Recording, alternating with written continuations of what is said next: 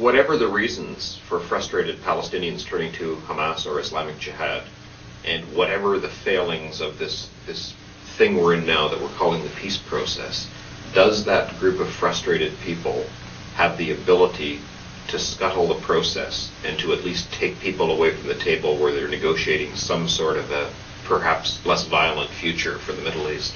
Yes, they have that ability, but then again, you have to define more cleverly, I think, what the powers that be actually want. Neither the Israelis nor the Americans, in my judgment, want a real, quiet, dignified, just peace. I believe both the Americans and the Israelis want a controlled level of tension. It suits their interests and their needs much better. It makes it much more possible not to have to discuss democracy in Saudi Arabia, much more possible not to have to discuss repression, torture in Egypt, not to have to discuss how 30,000 people in the last year or two have been killed in Algeria because democracy was subverted by the military with the help of the American CIA and the Arab establishment. So you have to look at the Middle East in a different way. The Middle East is organized by families and regimes. None of these regimes, including the ones like Assad in Syria, would last for a month if it weren't for the military and covert capabilities that they are helped with by Western governments. Now, Syria is a special case, but even with Syria, we want that regime to stay in power. So what does this mean in the end? It means that you have not so much a peace process, but you have sort of a controlled order process. You have a situation in which the President of the United States gets up and talks about democracy and human rights and a peaceful Middle East, but all the institutions of the American government perpetuate the system of client regimes, repression, and police states in the Middle East. The American people get confused, and then something like the World Trade Tower gets blown up, and people wonder, how could these people be so animalistic and crazy to do something of this? Well, these are the same people that for decades now have had Western bombers flying over their cities dropping bombs. And if they weren't Western bombers, they were bombers sold to various countries that dropped bombs that were made in Britain or in England. What just happened in Iran, where you had millions of people killed when the Iraqis invaded back in 1980? What just happened to Iraq, which was decimated by American power? And it had little to do with Kuwait. It had mostly to do with America imposing its will on the region against a power that was developing independent means of mass destruction and threatening our major ally, Israel. Look at Egypt today, becoming more and more a repressive police state with terrible human rights abuses. You were making the world's only known connection between Algerian democracy, peace, and Jerry Falwell. Well, what I was trying to point out was that it's very convenient for the United States, the empire, the hegemonic power, and derivatively for Israel. If there's a controlled level of conflict, certain amount of tension, certain amount of terrorism, certain amount of challenge to American interests, to the regimes in the region, it becomes much more convenient somehow to overlook that Saudi Arabia and Kuwait are police states that don't even have the smallest semblance of any kind of human rights that we understand to be necessary for society, to overlook the repressive police state nature of Egypt, which gets worse and worse by the week, to overlook that 30,000 Algerians have been killed and tortured by a terribly brutal military government that is still going to lose, it appears. And maybe if the Americans thought of it in this way, what if Jerry Falwell, or someone of his kind, actually succeeded in getting a lot of votes and in a 3 or 4 way election was elected President of the United States? And then what if there were a military coup and the military said, we won't allow this man and this party and this group of people to become the political establishment in this country? Well, there'd be terrible rebellion here. It's unthinkable that such a thing could happen in this country. Yet that's what happened in Algeria. These fundamentalists who are so disdained in the American media worked for a generation, built up their support, and were about to be popularly elected to be the government of Algeria. So what happened? The military took over, and who helped the military take over? The Western powers, the American CIA, and the regimes in the region, all of whom feel terribly threatened by their own populace. So you've got to factor all of this social and political awareness into the mixture when you use terms like peace process and diplomatic meetings. And let's take the example of September it was, 1993. A few days before, Yasser Arafat was a terrorist who couldn't come to the United States and who was vilified. All of a sudden, he's welcome at the White House. He's giving a speech on national television in front of the whole American population. Well, what happened? Yasser Arafat was the same Yasser Arafat. It's simply that he had acquiesced. Yasser Arafat had surrendered. Because he surrendered, he was invited to come, and since it's a modern era, unlike 100 years ago when Geronimo was required to hand over his gun and the soldier vanquished him to get on a train and sent him to Florida with a promise that he'd come back in 2 years, but of course he never came back. Yasser Arafat was given the right to surrender by claiming victory. But the very man who had headed up his negotiating team, the very man who at Madrid was the centerpiece for the Palestinian delegation, Dr. Haider Abdel-Shafi, wasn't in the audience. Now, did you hear on your TV that major personalities from the Palestinian side wouldn't even come to the ceremony? No, you didn't hear that. You heard all the hoopla, you saw all the flags waving, you saw everybody shaking hands. It didn't look like a surrender ceremony. But the people in the Middle East, many of the people in the Middle East knew what it was. And there's another dimension here too, the media, the popular media. Now, there are plenty of independent small journals. I have written for many of them. But these reach a few thousand people, a few select experts in the field. So we all get our major information and we all establish the parameters of how we think based on the big newspapers, the big television channels. Who owns them? They're either owned by elements of the American establishment, which is almost always connected to the corporate and military elite in the country. In the case of the Arab world, who owns them? The regimes own them. The brother of the king of Saudi Arabia owns this one. A business partner of some person in Jordan owns this one, Ad-Dastur in Jordan. In Israel, it's a little different, but even there, the media is pretty much owned by the corporate, industrial, military establishment. So the average citizen really doesn't get any independent sources of information, which is why that even something like Dr. Abdel-Shafi, who just a few years ago was the chief spokesman of the Palestinian cause, the fact that he won't even come to the ceremony, nobody even mentions. These things create an aura in which Americans and people in the West are badly misled about the realities of the situation. So you talked to me about peace process. I was just there a few weeks ago. I didn't see a peace process. I saw tension. I saw humiliation. I saw aggravation. I saw fear. I saw a man in the hotel, a very nice young man, who wanted to talk to me about how he felt about Egypt. He's not political. He's just a nice person working in a restaurant. Very competent, by the way. But he wouldn't talk to me on the camera. And he told me later because he was afraid. He would talk to me off camera. And he told me that Egypt was depressed. That Egypt had lost its dignity.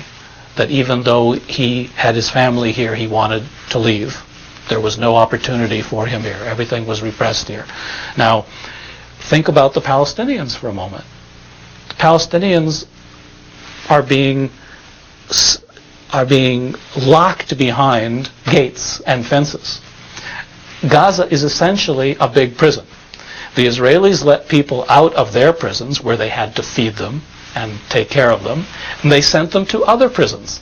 They locked them up behind Gaza, and they told Yasser Arafat, you administer this prison, and if you do a good job, we'll also let you administer the prisons of Hebron and Nablus and other population centers.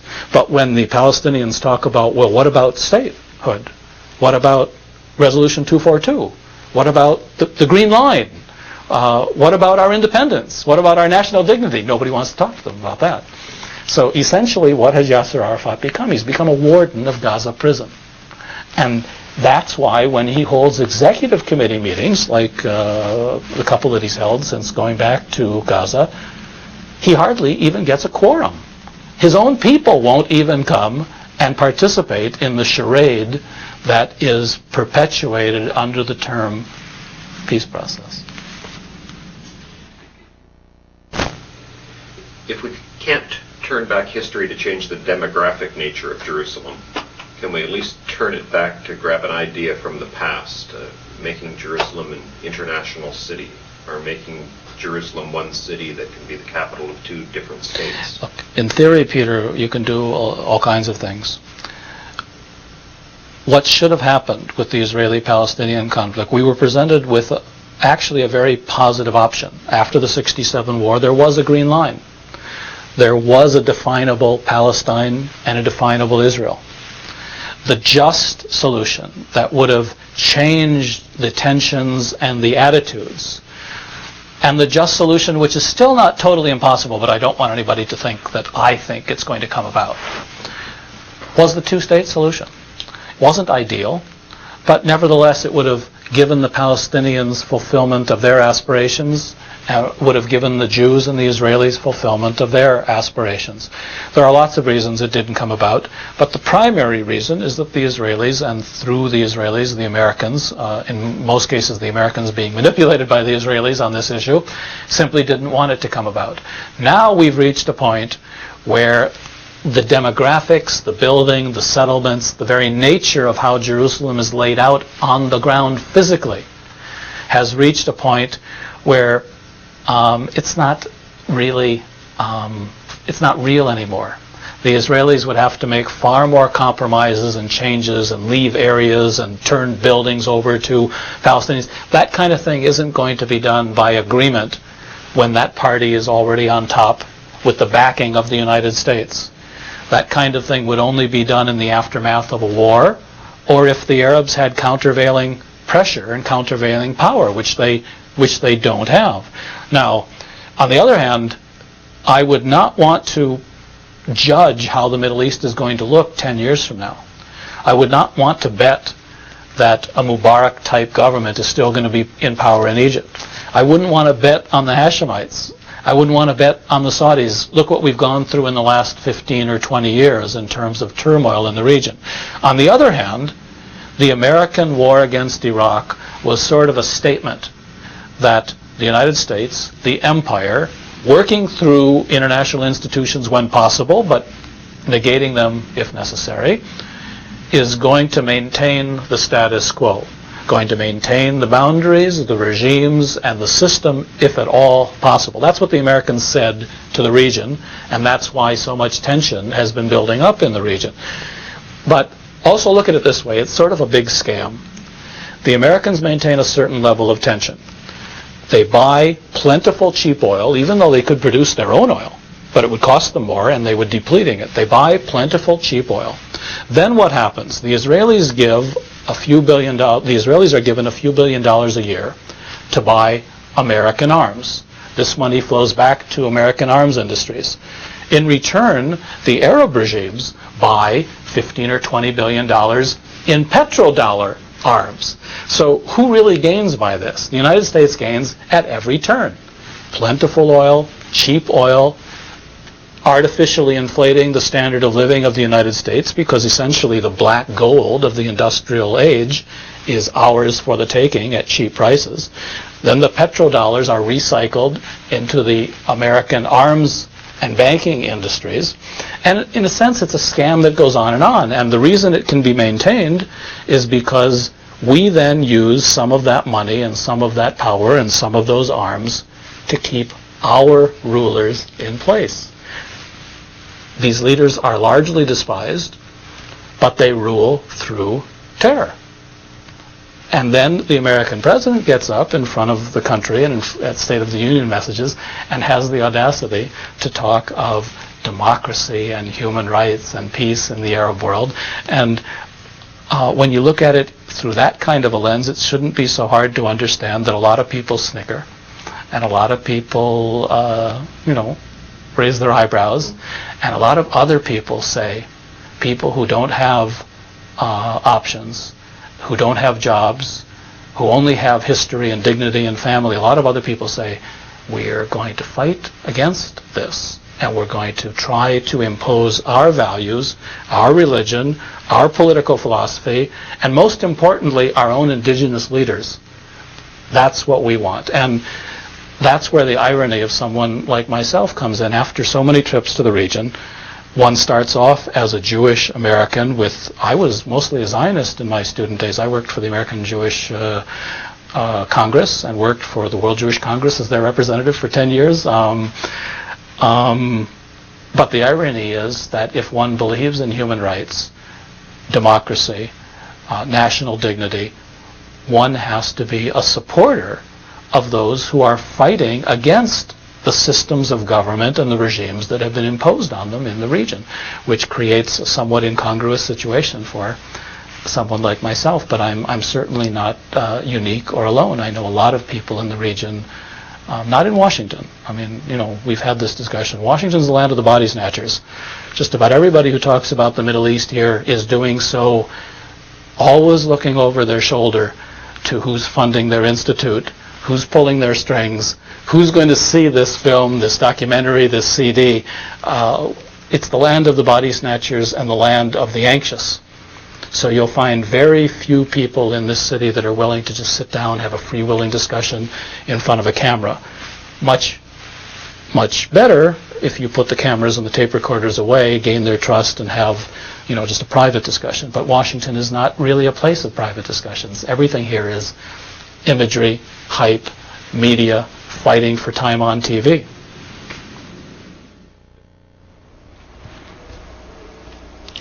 And now, this week's quote of the week. This week, Shimon Peres, Foreign Minister of Israel, speaking not here in the United States or on international television, but at an Israeli cabinet meeting. Quote, "We are doing our best to see that no settler is evacuated. We did not concede on anything that was in our possession. We did not concede on Gaza. Rather, we freed ourselves from Gaza. We did not come to negotiations with the PLO because we have changed, but because it has changed." Now, just as David Ben-Gurion, Peres's mentor, lied to the Palestinians about the intentions to create a separatist Jewish state in their country, so Shimon Peres follows in the deceptive tradition of the Israeli Labor Party.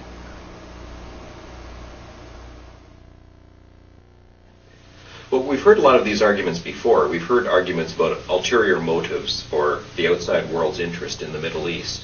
But we have to face this reality that this peace process has been entered into, willingly it would appear, by all the participants. The Palestinians are involved. Israel and all its neighboring states are involved. There must be something to this process, or why are they in it? Well, I don't think that's correct either. The peace process, if I'm to use your language, which I don't really accept as the correct language, I would say what's happening in the Middle East today is that two factors came into play in the last 10 years. Three factors. The end of the Cold War, meaning there was no longer the major competition between the Soviets and the Americans. Two, the rise of Islamic nationalist fundamentalism, which is actually midwifed by Western involvement, because who are these people reacting against? Who are they fighting against? They're fighting against the client regimes that have been imposed on them. And then three, of course, you've got the Israeli involvement in the affairs of the region. Israel started off as a small, weak power, but has become the dominant nuclear power. You have a state of 4 million Jews dominating the affairs of the region with over 200 million Arab, mostly Muslims, some Christians. So all these factors came into play. What you've got is a political process that after the Gulf War was pushed forward by the Americans. The Americans had just destroyed an Arab country, and they had participated in the destruction of Iran by encouraging Iraq to attack Iran in the first place. The Americans, I think, felt a desperate need for a public relations victory, that they be perceived not as an empire, but more as a good Samaritan.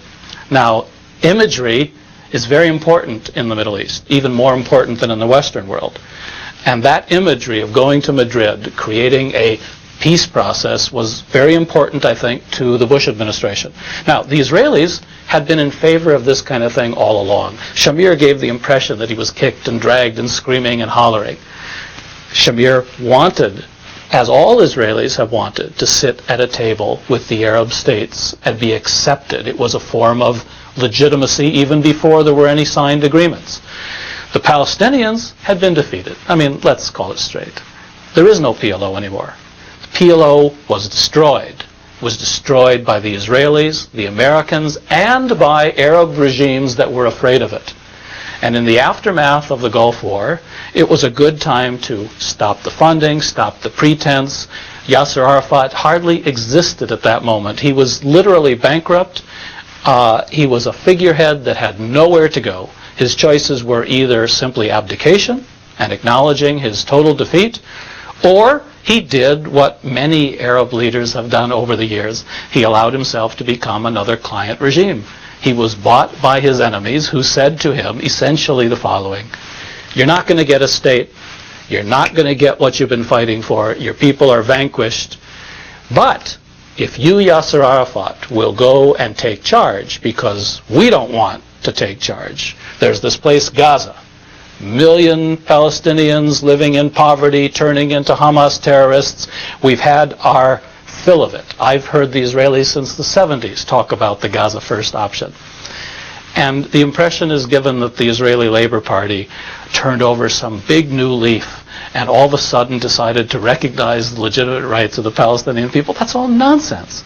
The Israeli Labor Party, going back to the 60s with the Alon Plan, had always said that pockets of Palestinian population should be autonomously administered by the Palestinians, preferably in combination with Jordan.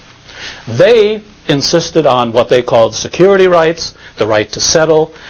Basically, they've taken 72% of the land, most of the water resources. They've encased Jerusalem in an Israeli-Jewish concubine arrangement. So the PLO was gone. This wasn't something that was done willingly. This was more like Geronimo being told to hand over his gun and he won't be shot. And I don't know if you recall that Yasser Arafat actually, it's unbelievable, he actually, at the White House ceremony, wanted to hand over his gun to the President of the United States right there on the podium. That's how bad the whole thing had gotten. Now, of course, the imagery of presenting this is different. You tell the American people in the world, we've achieved a breakthrough. All the parties have come to the negotiating table. Well, who are the parties that have come to the table?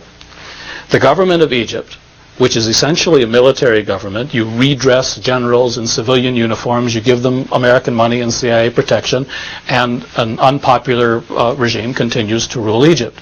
What is the Hashemite regime? Put there by the British, by Winston Churchill, by British funds, by CIA funds, and imposed on Jordan. What is the Saudi regime? The Saud family. What is the Al-Sabah family? There's no semblance of democracy or human rights in any of these places. It's the complete opposite of what Bill Clinton says every time he gets up and speaks about the subject.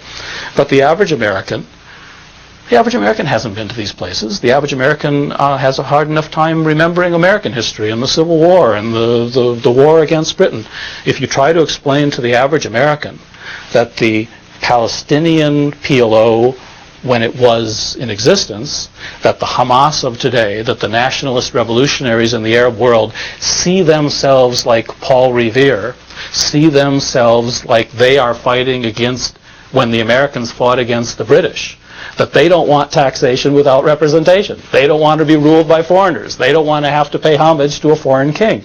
Now, the average American can then begin to, realize that maybe there's a whole side to this, the whole way of looking at this problem in the Middle East, these problems in the Middle East that they haven't been exposed to. And when you start looking at it through these different lenses and in these different ways, you begin to reach very different conclusions. I'm Mark Brzezinski, your host for this weekly program, Mideast Realities, and thank you for watching. If you too are concerned about the situation in today's Middle East and about U.S. policies toward that crucial region of the world, and if you'd like to meet like-minded persons, why don't you come to one of our weekly social meetings? I'll be there, of course. Just give us a call for details.